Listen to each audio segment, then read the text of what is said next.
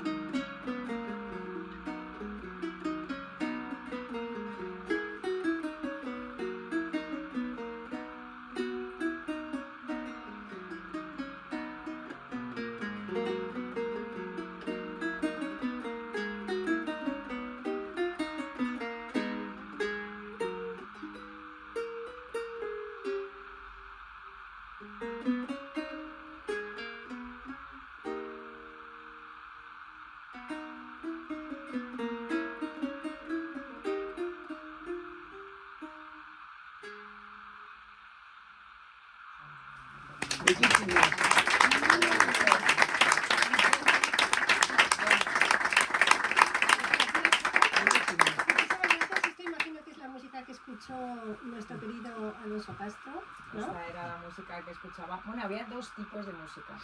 En el siglo de oro había dos tipos de música. Estaba la música de la plebe y la música de la aristocracia. La música de la plebe se llamaba los bailes de cascabel y la música de la aristocracia eran las danzas de cuenta. Así es que no llamases a una danza de cuenta baile, porque era una humillación tremenda. O sea, el alumno, además hay una escena en donde dice, pero el personaje dice, pero este baile, él está aprendiendo danzas de cuenta, ¿no? Y dice, pues que este baile, esto a mí no me sale. Y el profesor es como, ¿baile? ¿Has llamado baile a mi disciplina? Estaba totalmente ofendido porque la diferencia entre los bailes cascabeleros del pueblo, que era la zarabanda y la chacona, eran dos bailes que eran muy parecidos a lo que hoy podría ser el flamenco. Y entonces eso de levantar los brazos y las mujeres contoneándose y el hombre acercándose en el siglo XVII, pues no estaba muy bien visto. Entonces era pues del pueblo, del vulgo. Y las danzas de cuenta pues las hemos visto muchas veces en las películas, ¿no? Así, con vihuela. ¿Esto qué es? ¿Un ukelele? Guitarra barroca. Ah, guitarra. Pero se llama así, guitarra barroca. Sí. Después, y también estaba la vihuela, el arpa, y la guitarra, puramente guitarra, era también en la chacona y la zarabanda. ¿Tú tocas chacona y zarabanda? Bueno. Podrías, bueno, tú puedes tocar lo que quieras. Y entonces, sí, esto era lo que se escuchaba en la época. Y además no se escuchaba en CD, se escuchaba en directo. Aquí estaban, claro. Y las clases de danza de los aristócratas y tal, tenían ahí su cuarteto de música en la sala de baile de la mansión para practicar sus danzas de cuenta. Porque ¿cuánto tiempo te has documentado tú? ¿Durante cuánto tiempo para poder escribir, ponerte bien en el contexto de la obra? Pues mucho. Estuve 3 años para documentarme del primero, del libelo de sangre. Y luego ya, a medida que vas escribiendo te tienes que seguir documentando porque tú te documentas para meterte en ese microcosmos de la época. Pero luego ya dentro del microcosmos de la época, ¿no? Tienes que bajar a la tierra y bueno, pues mirar cómo vivían en aquella época. Es decir, tú sabes que en 1620 pues, estaba Felipe III, en 1621 empezó Felipe IV, y estaba el duque de Lerma, el duque de Izabela por ahí. Es decir, te sabes lo que es el contexto histórico. Pero cuando te paras a pensar en qué comía un pobre, si es que comía o qué comía un rico, qué comía exactamente, a qué hora comía, con qué comía, comía con tenedor, había tenedores. No lo sabía, había cucharas, los platos eran de porcelana, eran de plata, eran de loza, el suelo de una casa era de madera, era de barro, y entonces todas estas cosas luego son los retos. Hombre, Manolo, no vas a dormir en el sofá, mira, aquí tenemos a gente caballero, te has librado de dormir en el sofá.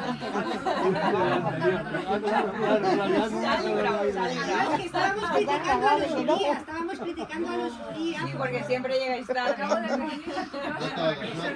No todos, porque aquí tenemos también representaciones tempraneras. Así es que, bueno, pues sí, mucho tiempo, 4 años de inmersión absoluta, 2 años estuve de inmersión absoluta sin escribir absolutamente nada, sobre todo aprendiendo el lenguaje, las costumbres, aquel Madrid, que es muy diferente al de ahora, evidentemente, y todo lo que forma y conforma una sociedad, que era la sociedad de la época. Pero claro, uno cómo se documenta, ¿no? O sea, ¿cuáles son tus fuentes? ¿Dónde fuiste? ¿Qué archivos visitaste?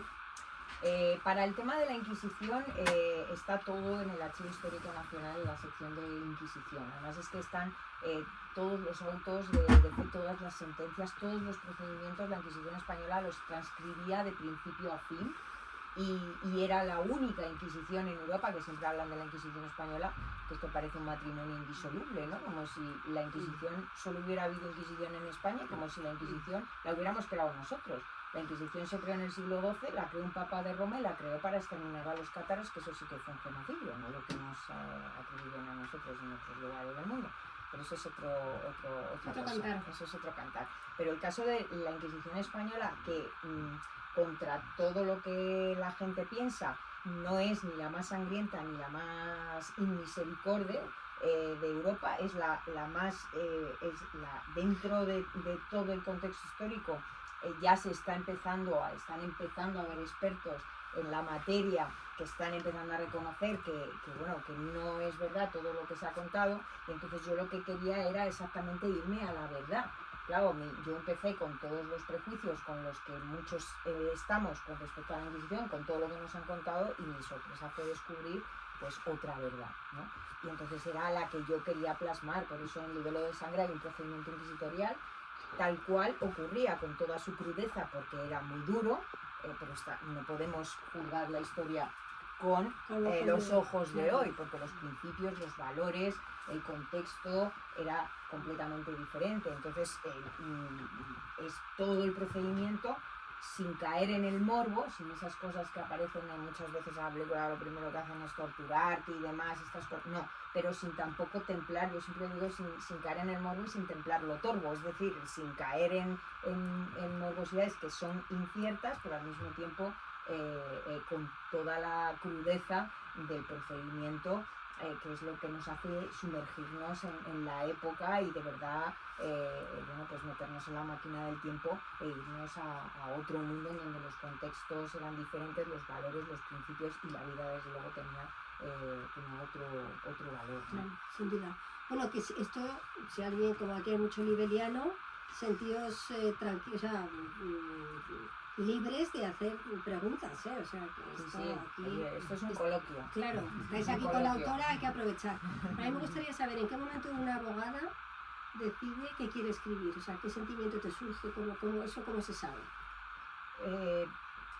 Yo siempre digo lo mismo, yo creo que yo tenía una historia dentro de mí, era esta historia, la tenía dentro de mí, hablaba mucho de esta historia. Un día escribiré una novela sobre la Inquisición en Madrid en el siglo de oro. Aquí está, por ahí está el Caballero, lo sabe perfectamente porque yo se lo decía a él.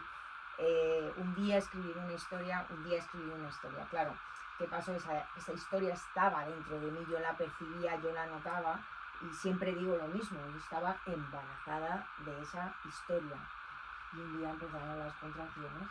Y entonces lo que pasó es que yo estaba muy feliz en mi vida, trabajando en Uría, ejerciendo la abogacía, yo era feliz con mi vida, con mi trabajo, con mi tal, pero bueno, ese sueño que yo tenía dentro, que empezó hubo contracciones, y entonces me obligó, me senté por fin, hice una trama, y entonces me di cuenta de que yo no podía, si yo quería llevar a cabo esto, yo no podía compatibilizar la abogacía con la literatura. Y entonces fue en ese momento cuando decidí, bueno, pues me voy, me tiro al precipicio verdaderamente, porque esto era un salto al vacío sin red. Y entonces lo que hice fue pues buscarme otro trabajo, porque claro, tú no puedes decir, pues bueno, pues no voy a escribir, y claro, las facturas que las pague Rita, ¿no? Claro. Entonces lo que yo hice fue sacarme una oposición para conseguir un trabajo que me permitiera ese tiempo que yo no tenía en la abogacía. Y entonces, bueno, pues me saqué la oposición, y luego tardé un tiempo en de verdad ponerme, porque claro, después de la oposición yo digo que me voy a encerrar otra vez a estudiar, que son libros de historia, pero lo otro eran libros de derecho, pero otra vez yo no me veía, porque además veía que yo tenía que meterme a estudiar, porque yo empiezas con la arrogancia un poco, la felicidad del ignorante, que te crees que sabes mucho, y el primer jarro de humildad te llega, pero vamos, con la primera página en blanco, cuando dices, a ver, ¿qué pongo, no? ¿Cómo es la casa de un pobre? ¿Cómo era? Dices, y entonces es cuando de verdad te das cuenta de lo poco que sabes. Y ahí, cuando yo me di cuenta de la envergadura de la empresa, pues tardé. Y entonces, bueno, hice teatro, luego monté un dúo con un amigo y me puse a cantar boleros en fin, estas etapas mías, ¿no? También cantaba copla, ¿no? Y me ponía una bata de cola. Bueno, sí, ahí está. Manolo al final me dijo, vamos a ver, o sea, tú No has cantes. dejado la abogacía de que cantas muy bien, ¿eh? Yo no te digo que no. Pero, a ver, ¿de dónde vas? ¿Cómo se llamaba? Sueños urbanos. Sueños urbanos, el grupo, sí. Era Hemos una... intentado revivirlo, pero sin éxito. No, calla, calla. Conciertos en el que el público asistente Hubo un concierto en que el público era él. Yo, Y entonces él dijo, no, si no hace falta que hagáis el concierto. Y yo dije, sí, Manolo, hacemos el concierto, es que es como una misa. Aunque haya un feligrés, la misa se da. Y el otro, no, si no hace falta, nos podemos ir a casa. Pero dimos el concierto, ¿verdad? Y ahí estuvimos dando el concierto. Y entonces al final un día me dijo, pues es que cantas muy bien, pero a ver, pero no eres... Eso quiere decir que tienes una vena artística clara dentro. No, claro, pero a ver, cantar, en fin. No, ya, por Pues supuesto. unas es que- cosillas ahí, pues bien, unos boleros, pero él me dijo, pero vamos a ver si lo has dejado todo para escribir, ¿qué haces? Dejar la ya y ponte a escribir, ¿sabes? Y entonces ahí ya fue cuando ya dije, venga, va, ya me pongo. Y ahí fueron ya, yo creo que ya una vez que ya me senté, hice la trama y ya empecé, ya fue como un camino sin retorno. Siempre digo que es un camino sin retorno. Una vez que te metes a escribir un libro, piénsatelo muy bien, porque o no lo pienses nada. Esto es como tener un hijo, efectivamente, no lo pienses porque si no, no lo haces, ¿no? Pues piénsatelo muy bien, porque una vez que lo empiezas, lo tienes que terminar. Siempre va a haber una espinita ahí que te va a inducir a que dejaste algo sin hacer. Entonces yo muchas veces a lo largo de todo este proceso he querido muchas veces tirar la toalla, me he desesperado muchísimo. Y he llorado y he sufrido y también he disfrutado y he reído y he vivido, pero muchas veces he querido tirar la toalla y algo dentro de mí no me lo ha permitido. Es como tienes que seguir para adelante. Y eso un poco de claustrofobia. Esto de quiero salir de aquí y la única manera que tengo de hacerlo es cruzar el desierto, ¿no? No Claro. puedo ir para atrás. Pero bueno, al final... ¿Y cuánto tiempo te llevó a escribir Libelo? Libelo estuve 4 años tirando a 5 años, sí. Fíjate. Pero Pues que a mí lo que me admira es esa capacidad de esfuerzo, de superación, de no tirar la toalla. Es que eso, hoy en día además, que cada vez se valora menos el esfuerzo, es que eso es increíble. sí, Cumplir una misión. es que es eso, era como una misión de vida. El primer capítulo de Estirpe de Sangre se titula Misión de Vida. El primer capítulo de Libelo de Sangre se titula El Pacto. Es que, y es así, es decir, el Libelo de Sangre fue un parto de la elefanta, y Estirpe de Sangre era cumplir una misión de vida, tenía que terminar la historia, ¿no? Y entonces está todo como... Y además no era nada para nada mi intención. O sea, el primer capítulo se llama El Parto como si podría haber llamado El Circo, pero es que se llamaba El Parto. Pero luego te das cuenta de que el inconsciente funciona y que ha ocurrido por algo y que Misión de Vida, que era el primer capítulo, inicialmente era el tercero. Y por vericuetos de la vida se convirtió en el primero. Y no tenía que ser el primero, pero se convirtió en el primero. ¿Por qué? Pues por esas cosas de la vida que te dice cosas y que tú pues tienes que hacer un esfuerzo por interpretar, y si lo consigues pues puedes aprender muchas cosas Claro, de la vida y de ti. Porque, ¿y qué representa ahora Alonso Castro para ti? ¿Qué representa? Pues es mi Es tu hijo. Claro, nos has hecho sufrir tanto, nos has llevado al extremo, nos has hecho llorar de emoción, enamorarnos tantas cosas. mi hijo. Sí. Gracias. Pepa, no hagas caso porque esta mujer ya me ha visto llorar unas cuantas veces, yo me emociono muchísimo. Pero sí, Alonso Castro, que además Alonso Castro, el Libelo de Sangre, inicialmente no tenía ningún protagonismo. O sea, Alonso Castro era el hijo del protagonista. Y entonces lo que ocurrió fue que en el embrión del Libelo de Sangre, que era el procedimiento inquisitorial, porque yo lo único que quería era yo era abogada procesalista y lo que quería era plasmar un procedimiento de la época, un procedimiento histórico, ¿no?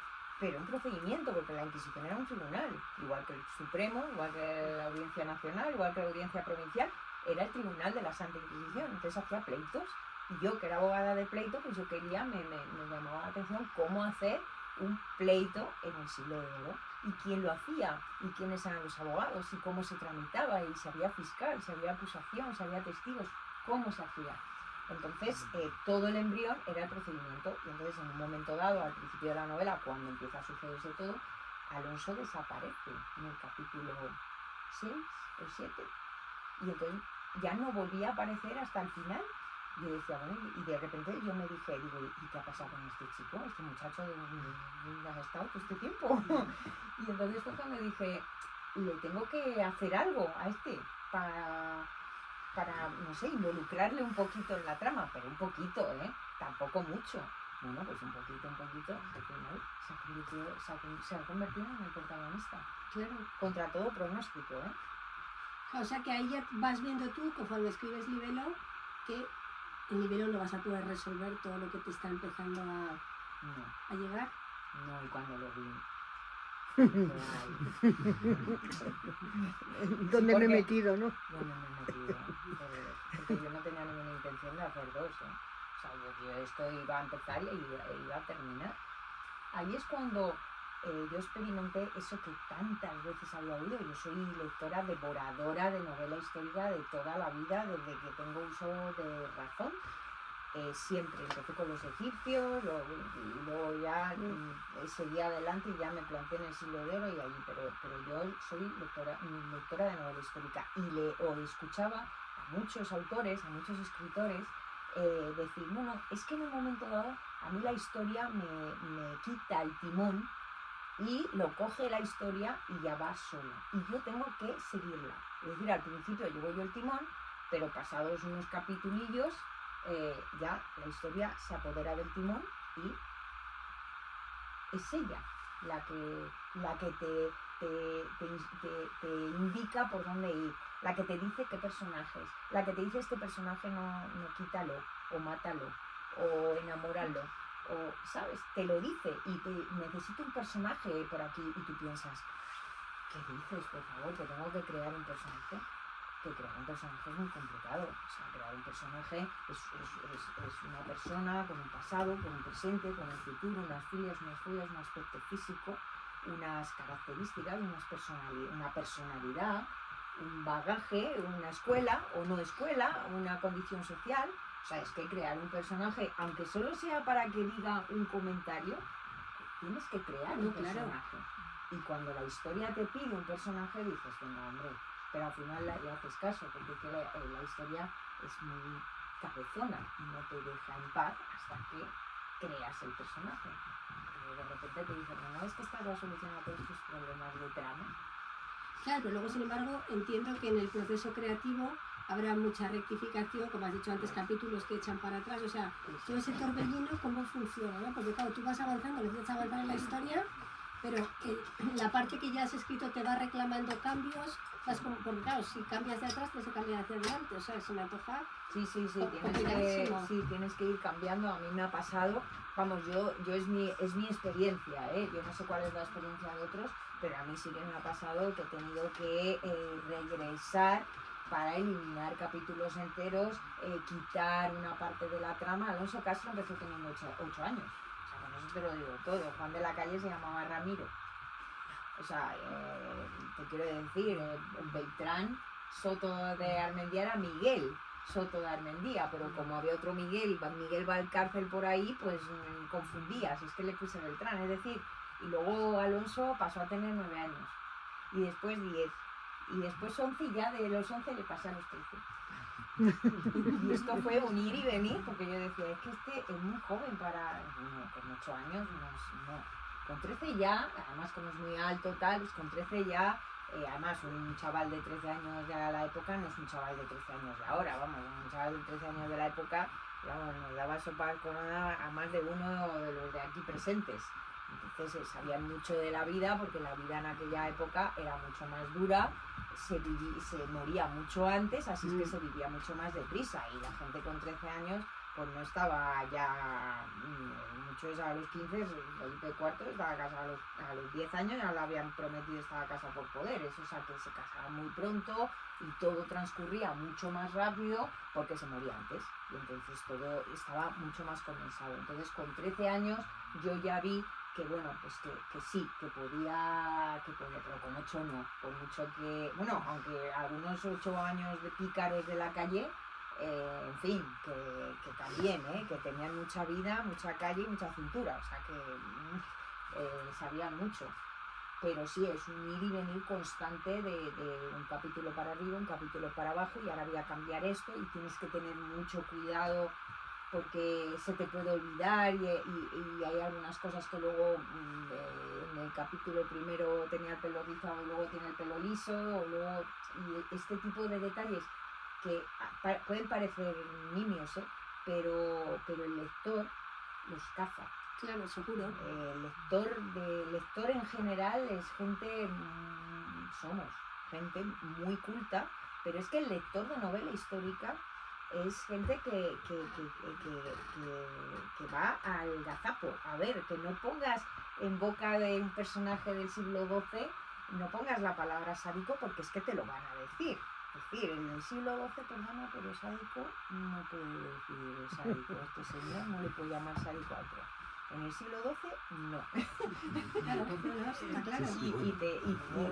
Claro, no digas apagó la luz, que a lo mejor es simplemente apagó la luz porque sopló las velas, pero no, te va a decir, perdona, en el siglo XII no se apagaba la luz.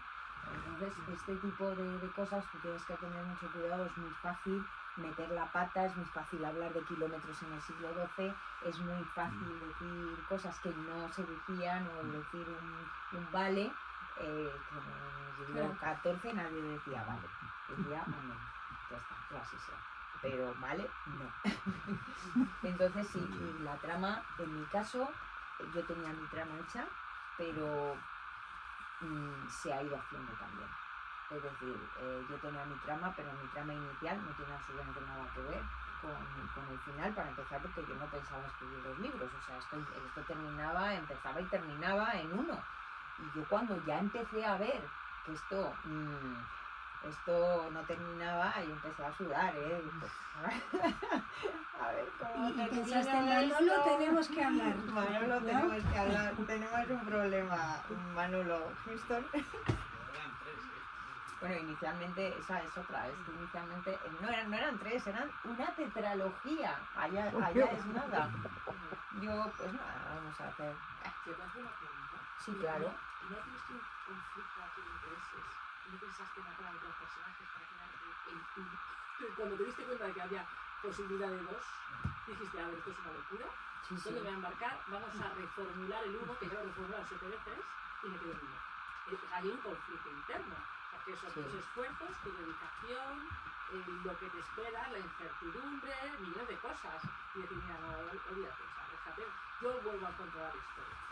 O sea, Sí, bueno. ¿Y ahí cómo lo solventaste? No, pues. La Virgen, te sala, da lo que sea. Pues lo solventé. Es que esto ha ocurrido. Es decir, es que iban a ser 4 libros en realidad. Iba a ser Duelo de Sangre, iba a ser Estirpe de Sangre, pero después había el paso por. Bueno, no puedo contarlo. Pero el caso es que, pues, si no os voy a destripar, no puedo. Entonces iban a ser 4, pero al final dije, mira, es que yo no puedo tener a los lectores porque que me matan. Es que sí, hoy día, porque antes sí que se podía hacer esto. Yo recuerdo, yo era muy fanática de La Casa de la Laura Ingalls. Bueno, era un capítulo a la semana. Y entonces para mí era como, por favor, que tengo que esperar una semana para el siguiente capítulo, pero esperabas la semana porque no te quedaba otra. Ahora no, ahora es como no. ¿Cuántas temporadas dice que tiene la serie? 3, ¿pero le queda alguna? Sí, le quedan 4, van a ser 4 o 5. Entonces yo hasta que no estoy en todas las temporadas, yo no la veo. Y esto es así. Y entonces, claro, si no puedes tener a la gente, pues, porque escribir un libro de esto pues lleva su tiempo, ¿no? Entonces dices, es que al final, si lo dejo sin terminar, primero me tengo que ir del país, pues aquí me matáis. Yo no digo nada. Me matáis. Y además, pues claro, la gente dice, "Ah, no, pues yo hasta que no esté todo, yo no me lo compro, y cuando esté todo ya me la compro entera". Y entonces esto fue lo que me hizo terminar la historia, que es el conflicto de intereses, porque yo tenía ya mi tramita de la tetralogía y al final pues ese esfuerzo de esa trama pues quedará para otra aventura, pero para esta no, porque no podía ser. Y entonces toda la trama del segundo está absolutamente cambiada. No puedo decir nada por no destriparlo, pero está absolutamente cambiada de lo que iba a ser inicialmente, porque había que terminarlo. Así es que sí, mi conflicto de intereses, muchísimo. Con la segunda, cargándote Sí. los otros dos. No me he cargado los personajes, me he cargado directamente 2 libros. Así. Escucháis, ¿no? Sí. Pero no te ven, tenían que Eran verte. 4. Él es el gentil caballero que es Joder, Manolo. puedo hablar yo, no. Eran 4 de A ver, 4 lo a que 3. dices no De destripes, 4 a 3 quedó muy rápido. Pero eran de 4 los a 4 de 800 páginas. 3. Hay que verlo inicial, ¿eh? Sí, no, ya no, sí, ya. Y luego, cuando ya pensaba 3, ¿verdad? Ya como por el mes de noviembre del año pasado, ¿verdad? Una conversación con su editora de, oye, en lo siguiente, no, son 3. ¿Puede ser 3? No. No puedes hacer Y tres. entonces yo llego a casa y me dicen, mira, tenía esta conversación tal, y digo, pues tienes que hacerlo en 2. No más narices, que Yo tienes le que dije, hacerlo en 2. llegué Eso a en el casa, año pasado, digo, ¿eh? Manolo, ayúdame, sácame de aquí, porque Sí. yo no sé cómo terminar y lo tengo que terminar. Y le decía Manolo, ayúdame a desenmarañar el desenlace. Y decía, ¿a mí qué me cuentas? La escritora eres tú, yo qué sé. Y digo, pero dime algo, es que no sé, Manolo. Y le decía, Sí, pero es verdad que lo que dejarme ayudar por los consejos de la editora, que Sí. han sido muy buenos, lo que he conseguido es hacerlo así, que es como tenía que ser. sí, como tenía que ser. Una opinión, claro, no soy muy Una primera y segunda objetivo, parte. imparcial aquí. La editora está aquí, ¿no? No. No. Está aquí. Está aquí porque la llevo en el corazón. Oye, oímos otra vez la de Venga. ¿Queréis? Venga. Ahora va a tocar.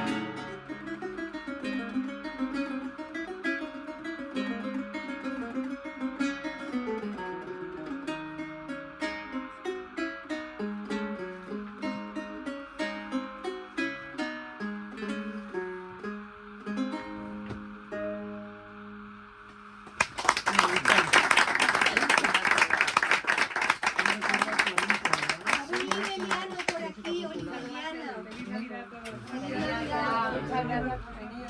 ¿Algún oliveliano que tenga algo que preguntar, algo que diga, ¿eh? Algo que queráis decir. Si no continuamos, pero es por dar la oportunidad, porque claro, hemos sido fervientes lectores. ¿Por qué el siglo XVII? Decías que eso le iba a Cristo, no, yo no sé el siglo XVII, el XIV y el XV, eso cómo surge. Porque te ubicas en el XVII, que es el siglo de oro y todo lo que tú quieras, pero ¿por qué ese? Porque en el siglo XVI, bueno, yo lo que tenía muy claro es que tenía que ser en Madrid. Yo he leído mucha novela histórica y una de las cosas que siempre he echado mucho de menos son novelas históricas cuya trama transcurre en Madrid. Y luego lo reconoces para...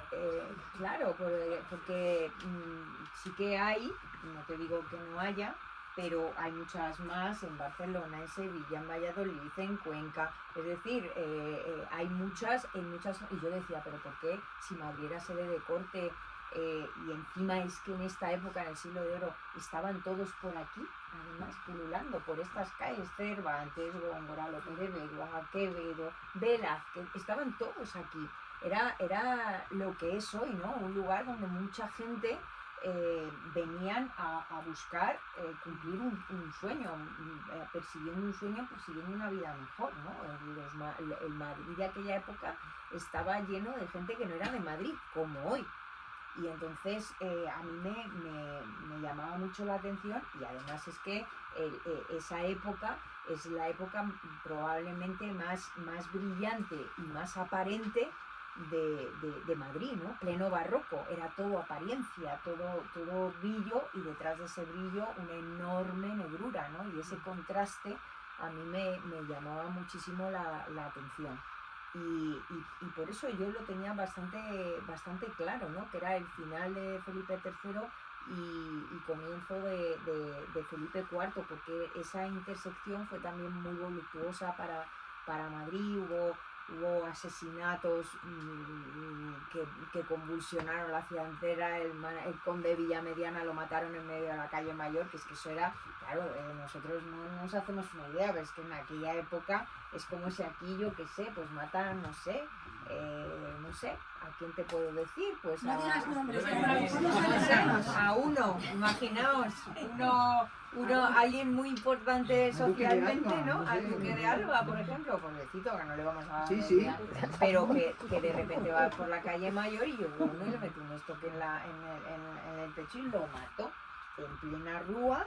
La rúa era el paseo, ¿no? Hacer la rúa era hacer el paseo por la calle Mayor, en plena rúa, en un mes de agosto calurosísimo, y entonces esto fue en 1622, luego fue la subida al trono de Felipe IV, el fin de la Pax Hispánica, de la tregua con los holandeses, y empezaron otra vez a sonar tambores de guerra. Era todo como muy... ejecutaron a todos los bastiones de Felipe III. Llegó Baltasar de Zúñiga, que era el jefe de Estado, y después el conde de Olivares, que no era duque todavía, fue después, en 1625, ahora era conde de Olivares todavía. Bueno, pues ahora que estamos aquí, cerca del centro de conde duque, ¿no? Pues, y entonces estos dos lo que dijeron es: vamos a cargarnos a todos los pilares de Felipe III. Y entonces, bueno, pues cogieron a todos. O sea, el duque de Lerma se tuvo que ir con un capelo cardenalicio para estar. A Rodrigo Calderón lo degollaron en la Plaza Mayor, que imaginaos.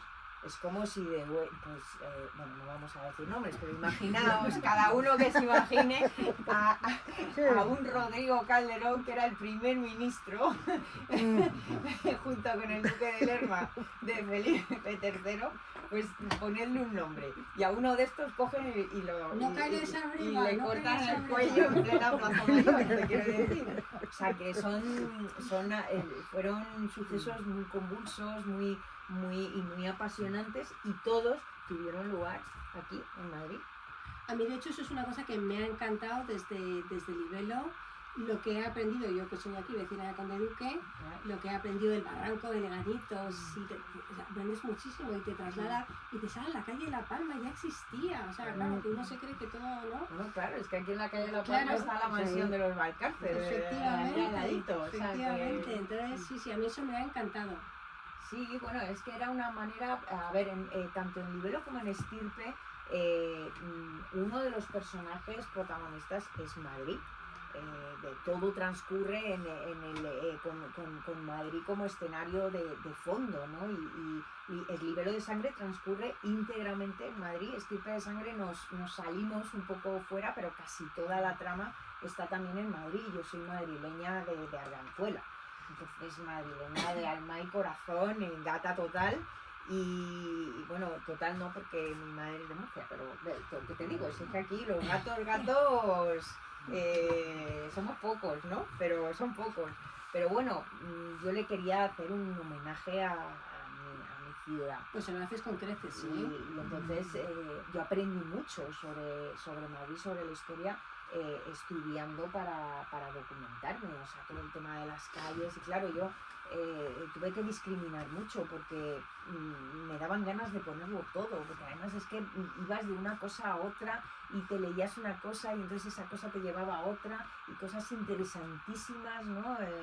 De dichos, de frases, de cosas que sabemos y decimos pero no sabemos por qué, ¿sabes? Ir de tiros largos. Sí, eso me encantó. Lo de mucha mierda también. Mucha mierda, ¿no?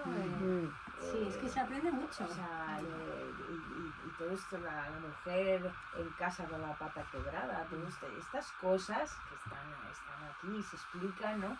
Son ese tipo de cosas que te impactan y dices, yo lo quiero meter todo, pero para compartirlo con el lector, para que se quede entusiasmado, igual que me he entusiasmado yo aprendiendo todo esto, ¿no? Luego todo aquel Madrid, todas esas calles que realmente son todos en la Almendra Central, ¿no? Y unas calles, todas estas calles con el agua va, con todos excrementos, como te imaginaos, ¿no? Es como...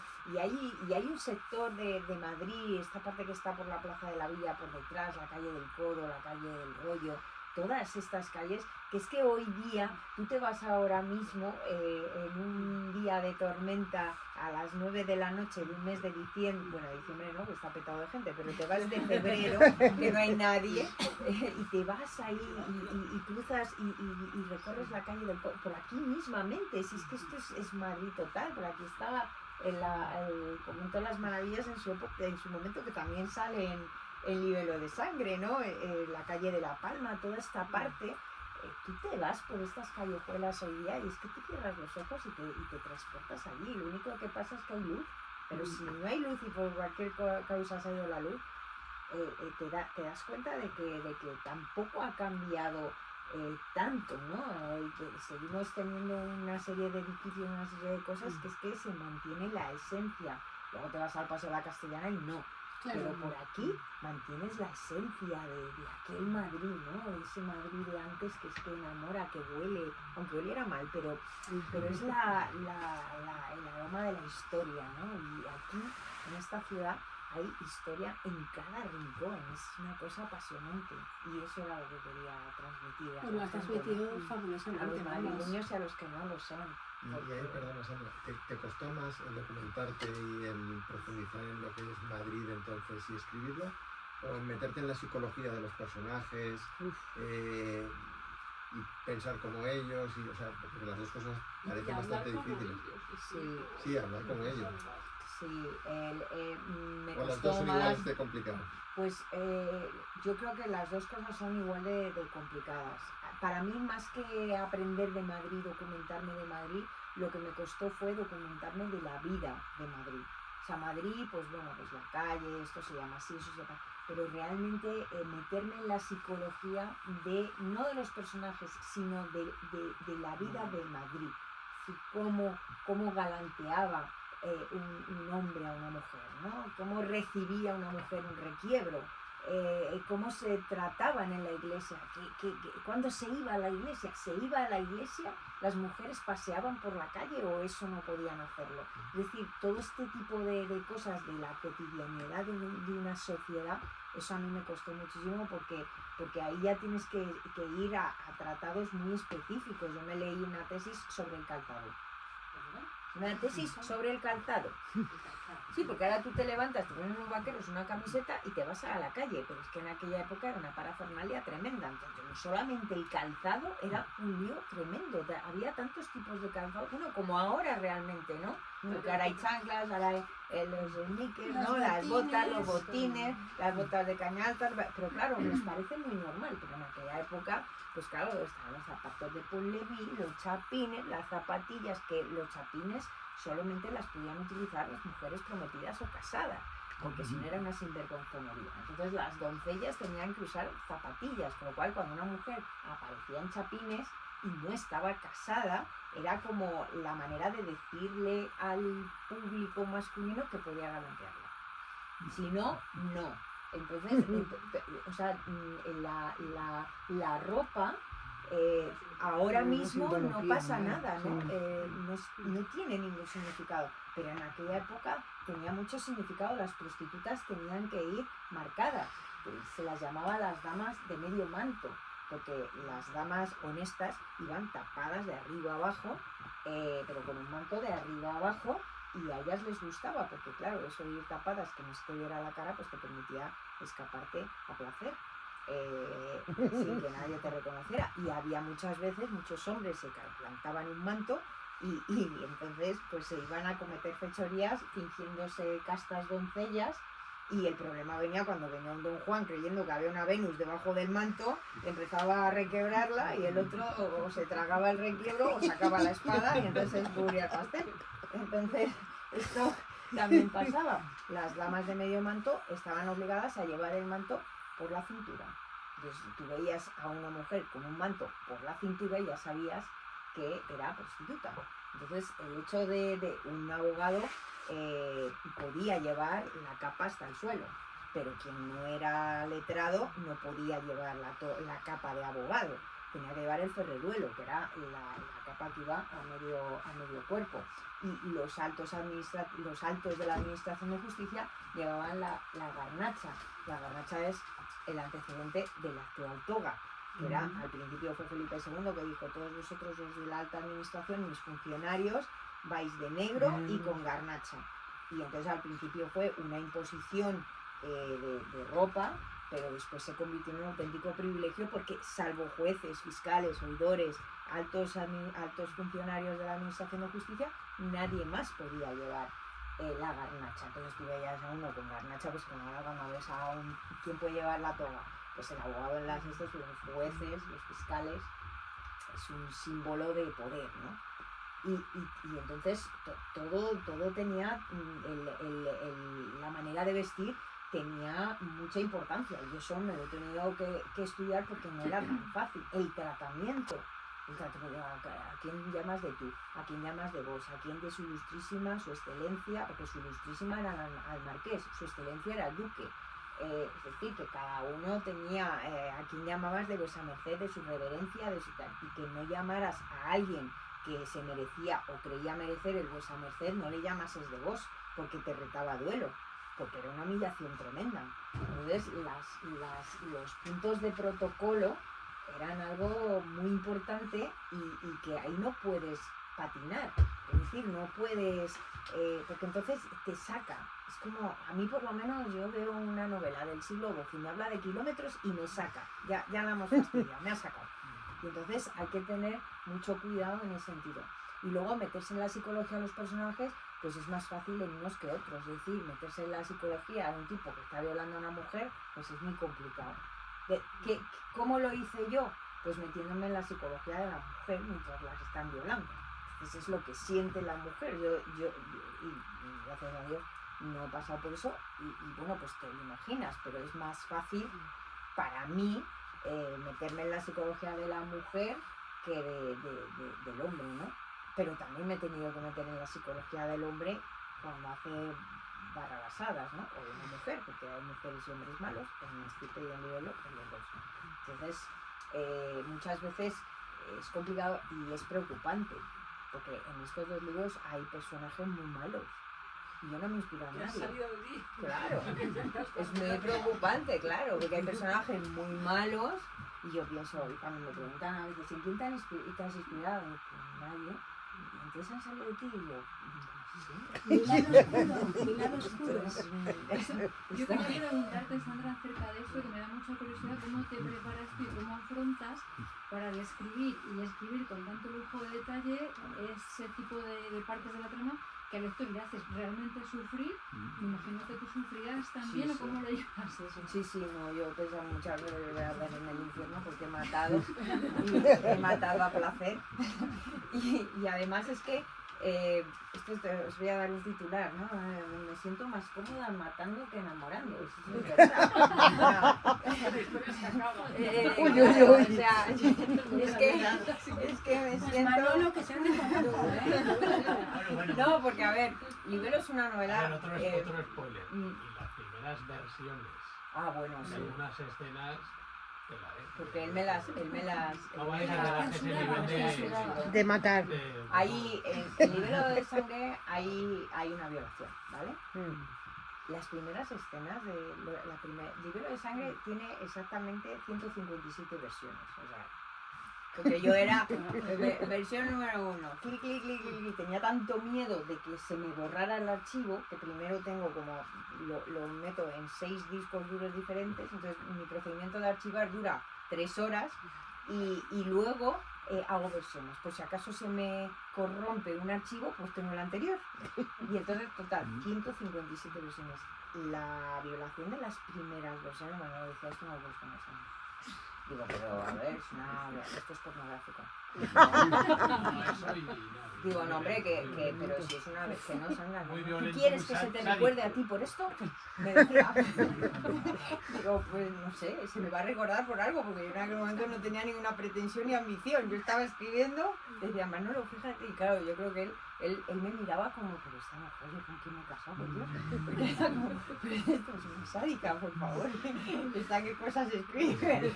¿Sabes tú cuando escribes una novela, yo qué sé, de estas novelas eróticas, ¿no? Y conoces al autor, y el autor o la autora la miras y dices... y está... ¿Qué habrá hecho para escribir esto? ¿Qué habrá pensado? Ha vivido estas cosas, es como... Qué fuerte, ¿no? Eso, o no, ¿sabes? Cuando conoces pero lo conoces personalmente, que es amigo tuyo, amiga tuya, ¿no? Y entonces tú le miras de otra manera. A mí hay gente que me mira de otra manera.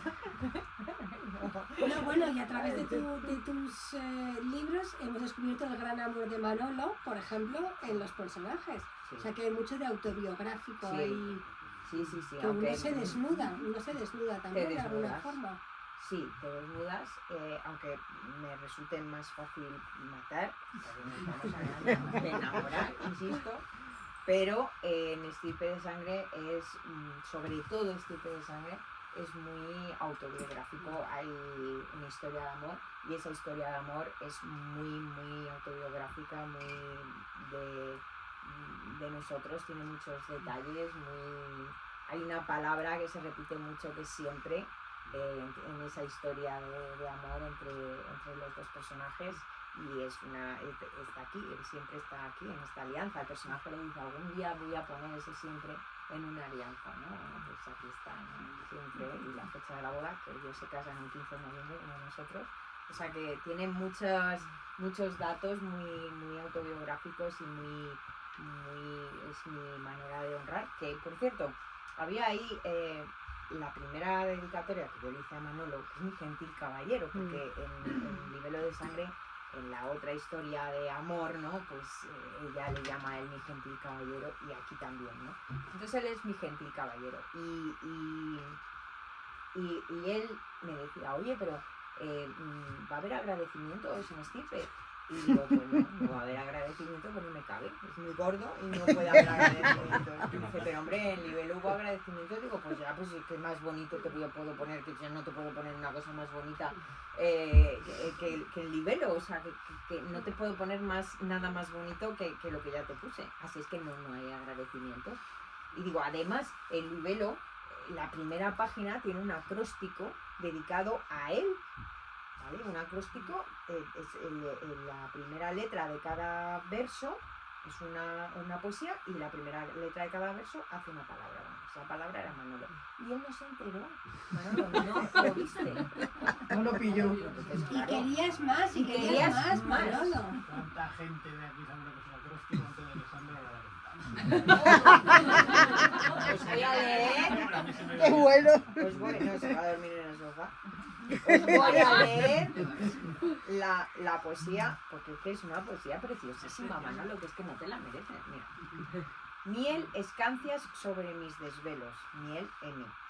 Abril procuras a mis eneros, norte eres de tantos anhelos, orfebre de hermosos senderos, limas la esquina, ornas la losa, obvias la espina y me das la rosa.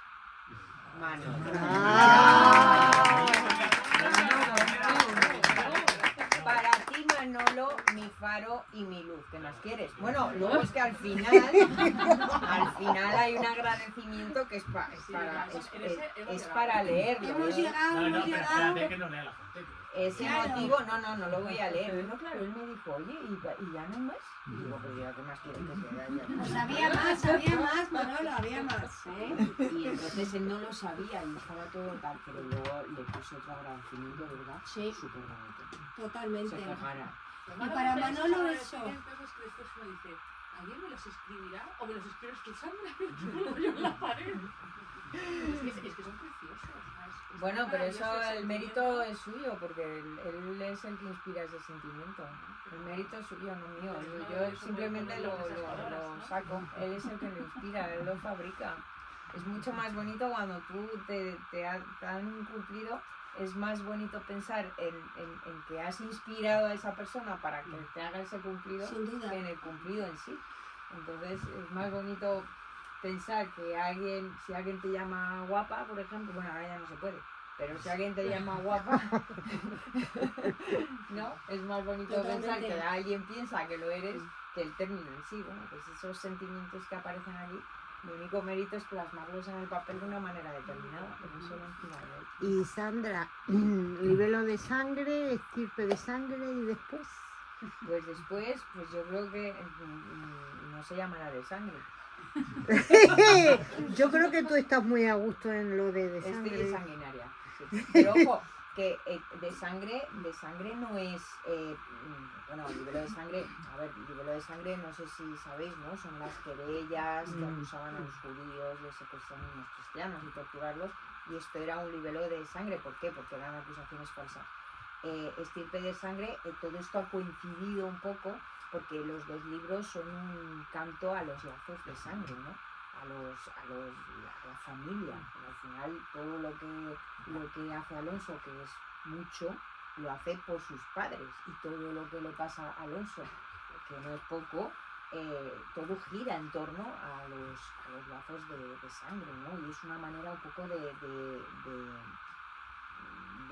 manifestar que al final la familia, ¿no? que por los amigos se vive, pero por la familia se muere, ¿no? Entonces sí que es verdad que, bueno, esto está también, puede estar muy, ¿cómo se dice?, muy idealizado, ¿no? Porque, bueno, pues hay veces que las familias pues no son las mejores relaciones, ¿no? Y hay muchos problemas y cuando el cariño es doble, pues muchas veces los odios también son dobles y los rencores son dobles y todo es doble y se multiplica todo.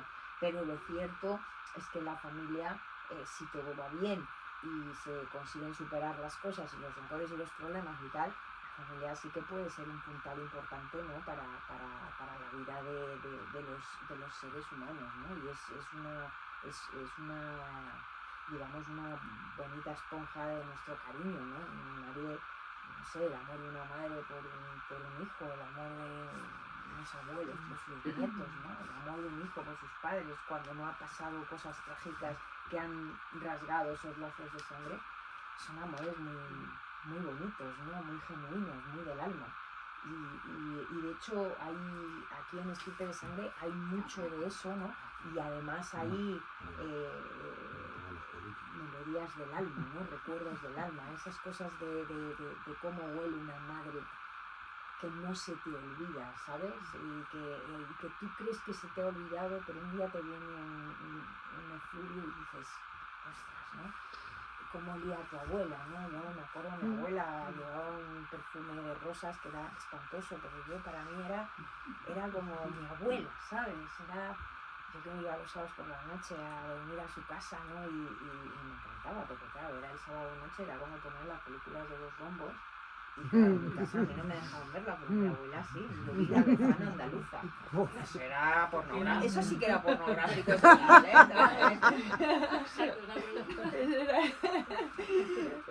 Pero tú has pillado los dos rombos. ¿El qué? ¿Qué hemos...? ¿Con qué edad la viste? La lejana andaluza, con 15. Pues la vio bien ¿Qué pequeña. dices? Con Sí, 15, desde si luego. yo tenía 8 o 9 años. Claro, Sí, los sí, rombos sí, sí. tenían Que que Los dos rombos es aquello más fue antiguo ver que ahí sí. a la mujer. ¿Tú pillaste lo desnuda. de los dos rombos?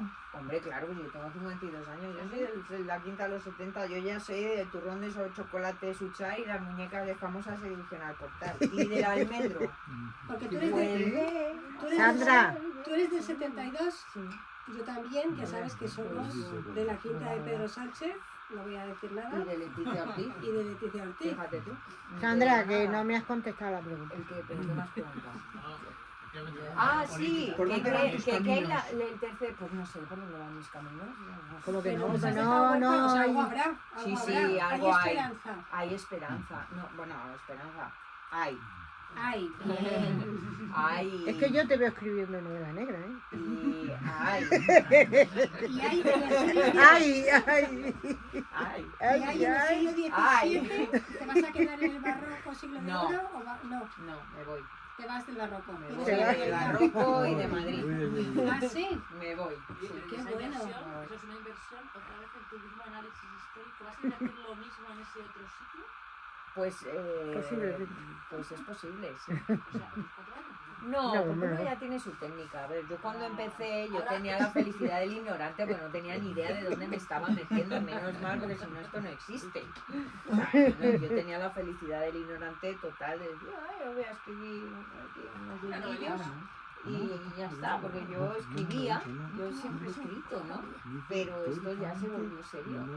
Claro, yo no me di cuenta de en qué se estaba convirtiendo esto, hasta insisto que se convirtió en un camino sin retorno y ya lo tenía que terminar. Pero una tiene sus técnicas. Yo ahora ya, por ejemplo, pues no lo sé, porque luego como soy Uría y esto se lleva en la sangre, luego al final perfeccionas. Y al final yo he aprendido la abogacía en un lugar en donde hasta que no estaba el papel niquelado tú no lo entregabas a tu jefe. Porque tu jefe te decía, este papel tú me lo entregas a mí, pero yo no soy tu red. Es como si se lo entregaras al cliente, así es que asegúrate de que esto está bien. Eso este aprendizaje, o sea, Claro, no confíes en que como te lo va a ver el jefe, bueno, pues si falta una coma me da igual. No. O sea, yo soy como el cliente, ¿entiendes? Incluso peor, ¿sabes? Entonces, no te confíes en la red del jefe, tú hazlo como si fuera a un concurso esto, o sea, niquelado. Y entonces esto a mí me lo han metido, yo lo he aprendido eso y los plazos. Entonces, cuando a mí me dan un plazo, muero por el plazo, ¿sabes? Porque el plazo no se te puede pasar. Y no entrego hasta que no hay ni una coma fuera de su sitio. Y esto para La mí... editorial tiene que estar en mi anonadada, claro, eso no tiene que estar. ¿El qué? Digo que la editorial tiene que estar anonadada. Bueno, es que la verdad es que luego, a ver, en estos textos tan grandes, hombre, cuanto más le facilites la tarea al editor, mejor. Yo me imagino que para mí la profesión del editor es muy Muy complicada. complicado, pero me Sí. imagino que serás de las pocas que cumple plazo, me imagino. No te creas. La gente cumple ¿Ah, plazos. sí? Sí. Ah. Sí, Debe ser la porque... excepción la literatura. Sí. Bueno, y la justicia, ¿eh? No, la justicia sí, no digo. un plazo transferido, ¿eh? Eso te lo Sí, sin digo. duda. Por lo menos en la literatura, si te pasas de plazo, no te inhabilitan estas cosas. En la justicia sí, ¿eh? No, pero sí, los autores, la experiencia que yo tengo es que sí cumplen los plazos, ¿eh? Sí se cumplen los plazos porque además la editorial tiene sus programas, sus promociones, promociones, sus catálogos, y tienen que estar, oye, a ver, que yo te voy a meter en el catálogo, entonces si te meten en el catálogo, o sea, ya me puedes tú estar entregando, me da exactamente igual, como lo tengas, lo entregas. Que ya me encargaré yo de finiquitarlo, pero tú entrégalo. Claro. Entonces esto sí, los autores sí que suelen cumplir los plazos. Bien, bien. Cada día se aprende algo nuevo. Rosa, ¿qué ibas a preguntar? No, te iba a preguntar si sigues compatibilizando ahora tu fervor por la literatura con tu oposición que hiciste en su día para... Sí, claro. Bueno, Sí, ella es funcionaria ahora. Ahora soy funcionaria y esto, bueno, pues esto Te lo permite, ¿no? me lo permite bastante, sí, porque claro, tienes unos horarios y unas facilidades que hombre, con la abogacía Claro. es más complicado. Claro. Pero bueno, te digo que la abogacía, como con cualquier otra, con un periodismo, con una medicina, o sea, es que hoy día, bueno, ya si tienes hijos, apaga y vámonos. Yo porque pues no hemos tenido hijos, entonces pues yo he tenido y Manolo, los dos, pues bueno, padre y madre, 2 hijos de papel y los que vengan. Pero, Sí. pero si tienes hijos, me dirás también en la que más lugar, ¿no? No sé cómo. Pero hay autores que lo hacen, que tienen hijos, que tienen sus trabajos y que escriben sus libros, y libros magníficos y fabulosos. O sea, que yo me quito desde luego el sombrero. También es verdad que cuanto menos tiempo tienes, más lo aprovechas. Sin duda. Esto es así. Y cuando tú tienes 5 hijos o 4 hijos, la cosa sale adelante, ¿eh? Sí, eso está claro. Aunque sea niño, cállate, me da igual que llores, o sea, vete a la terraza, ¿sabes? Pero... Está claro. Y luego tú, yo solo puedo decir, porque como soy de tu quinta y soy mujer, puedo decir que eras la chica más guapa del Premio Planeta este año, sin duda. ¿Ah, tú crees? Sí, sin duda. Y Sergio me da la razón, que lo estuve comentando con Sergio. ¿Eh? Y entonces, ¿para cuándo el Premio Planeta? Bueno, ya sé que te han dado premios, ¿sí? Pero claro, ya vamos arriba. Se ha quedado. ¿Qué haces con todas las obras antes de firmadas, antes de que... ¿Ves, Sergio? Soy planetable. Eso suena fenomenal, lo de planetable. Me suena a brownie de chocolate. Voy a emplatar. Soy emplatable. Muchos planetas anteriores a lo mejor. Pues no lo sé. A lo mejor Libelo, Pero son. la próxima. Pero escucha, que son novelas inéditas, es un concurso, no pueden estar publicadas. Ah, que son inéditas. Sí. Claro. Me parece que el autor tiene que... Tienes que escribir otra. Parece que lo pone el autor, me parece, ¿no? Bueno, Se supone. No lo pone. puedes elegir, o sea, puedes poner un seudónimo o poner autor. Lo que pasa que la mayoría de la gente pone seudónimo. Vamos, En los Sergio, nuestro gozo en un pozo. Nuestro gozo en un pozo. En los premios siempre es seudónimo. Sí, la mayor parte de las veces, claro, porque esto es un poco, no, y también pero tú imagínate que se presenta, pues yo qué sé, Juan Eslava Galán y no gana. Entonces, te pongo por ejemplo, ¿no? Porque yo me admiro mucho a Juan Eslava Galán, me encanta. Ya ganó el primavera. Sí, pero ganar. Pero bueno, que... Entonces, y luego también, esto es como en el siglo de oro, ¿no? En los corrales de comedias en el teatro, cuando se presentaba una obra de teatro, los autores, el público madrileño era tan exigente, las escenas de tirar huevos podridos y verduras, eso existía de verdad, y entonces eran tan exigentes que los autores de la época prohibían que se dijera el autor de la obra, es decir, en los estrenos solamente se anunciaba la fecha de estreno y el título de la obra y la compañía, ya está. El autor no, y el autor estaba en lo alto del corral de comedias, allá arriba escondido, y según lo felizmente que se terciase la función, pues salía o no. Entonces el único que se podía permitir el lujo de decir el autor era lo que decía. Porque ese era éxito asegurado. Es decir, además entraba, lo puede ver a un tipo que iba por la calle y era como, ¿sabes? La gente le hacía pasillo, ¿eh? Y cuando entraba en el corral de comedias se le hacía pasillo y se le aplaudía y se lo vacionaba. Y él era así, se podía permitir el lujo de decir que yo soy el autor de esta obra desde el principio, porque era un éxito asegurado. Era como, pues no sé, como un disco de David Bisbal. Una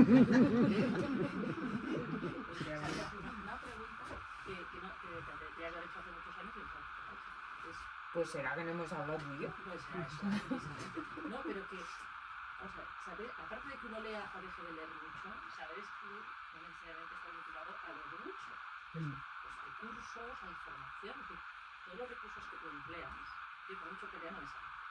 Primero que no leo ni la quinta parte, vamos, no es una parte de lo que lees tú, pero claro, tú has recibido algún tipo de formación a la hora de ponerte a escribir, o ha sido, como decía el anuncio, con estas manitas y esta Y cabeza. mis avalorios. Tus valores. Pues Sí, sí, sí, no, no, no. No, yo Es que no, eso, yo no los he dado recursos ninguna... literarios se estudian también, ¿no? No, es que la verdad no he dado ninguna clase, pero porque, si te digo la verdad, tampoco... Y mira que yo me apunto a cursos, ¿eh? Como dice mi hermana, tienes más grados que un termómetro. Porque yo he dado cursos y vamos, tremendo. Pero eso, fíjate, pues no, pues porque yo decía, vamos a ver, si yo escribo demandas. Pero al final las demandas es una historia, estás intentando contar una historia. Y a mí las demandas me salían muy bien, yo contaba unas historias, era Manolo, yo contaba, luego aquí tenemos a Julio que era mi jefe. La verdad es que la jefa era También ella. trabajé con él, eso es el que daba calma de Sí, España. sí, él era nuestro jefe y entonces yo hacía unas demandas que luego él me metía a plumar en los fundamentos de derecho, pero la demanda tiene hechos, En el fundamentos relato, de sí. derecho y suplico, En ¿no? los hechos no. En los hechos no me meten nada. Oye, Sandrita, esto está muy bien, ¿eh? Esto está muy bien. A ver qué vaya a decir. Sandrita. A ver qué vaya a decir. Claro, es que cuando me decía tal yo me enfadaba y le dejaba de hablar. Es que hay un conflicto de intereses clarísimo. O sea, corregir a alguien a quien quiere no puede ser el problema. No, pero pues sí corregía, ¿eh? Sí corregía. Lo hacía con mucho cuidado porque yo me enfadaba, pero corregía. No hagáis caso en absoluto. O sea que no di diste ninguna. ningún curso, la verdad. No. Y por eso soy bastante anárquica. Yo supongo que hay una serie de... Pero es que yo supongo que sí que es verdad que hay una serie de técnicas a la hora de, yo qué sé, de crear un personaje, de escribirlos, no lo sé, ¿no? Y probablemente pues me vendría bien, pues que yo no tengo tiempo, Patricia, pero no. Bueno, sí, pues no. Lucido, no autodidacta, ¿sabes? No, esto... Pues ahora, si os parece, ya le dejamos a Alex que nos deleite con la última pieza y ya a firmar. Que para eso estás aquí, Sandra, para firmar. Sí, yo firmo A todo firmar lo que mucho. queráis.